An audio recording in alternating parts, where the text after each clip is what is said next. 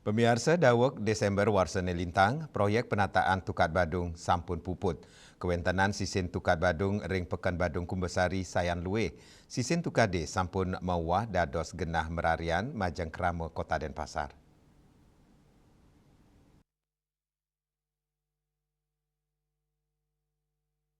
Selain saking tim liputan Bali TV, mencekang wawidangan Tukat Badung Kumbesari sampun kepuputang, sisin Tukade sampun kebecikang tur Sayan Luwe kewentenannya nih, sawetara krama talar sampun nganggen fasilitas inucap antuk merarian sinambi ngaksiang keluian Tukat Badung, sawetara genah sane rusak sangkaning keni banjir galai lintang, rawe mangkin talar sampun kebecikang, taman-taman talar sampun kebecikang sane ngawinang kewentenang Tukat Badung Sayan Luwe, ring makudang-kudang tetanduran sekar.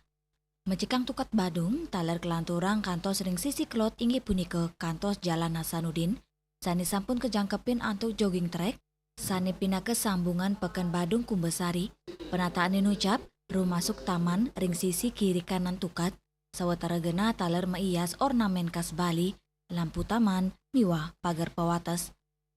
Ring sajeroni ngemit kebersihan Tukat Badung, sawetara petugas kebersihan kepanggih sayagel antuk mersiang lu sani anyut. Riase, Bali TV.